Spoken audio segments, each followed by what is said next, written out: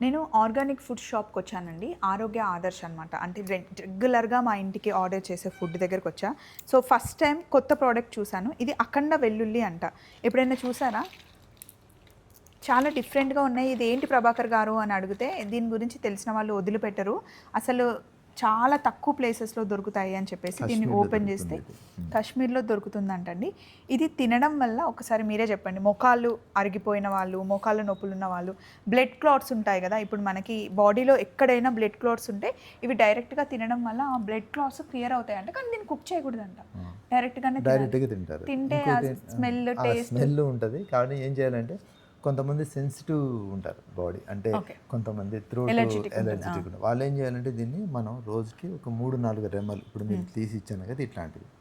వీటిని ఏం చేయాలంటే అట్‌లీస్ట్ మన కర్డ్ ఉంటుంది కదా! కర్డ్. కర్డ్‌తో పాటు తినేయడం వల్ల మనకి బాడీలో ఎంత ఇమ్యూనిటీ సిస్టమ్ డెవలప్ అవుతుందో, బ్లడ్ క్లాట్స్ ఉంటాయి చూసారా? ఆ క్లాట్స్ కూడా దీనివల్ల కరిగిపోతాయి.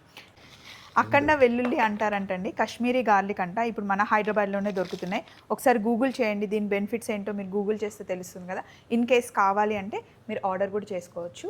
ఇక్కడ ఇంకా చాలా ఉన్నాయి. బట్ ఇది మటికి కొత్తగా అసలు వినలేదు, చూడలేదు. First time. మీరు కూడా అంతేనా? చలో మరి బాయ్.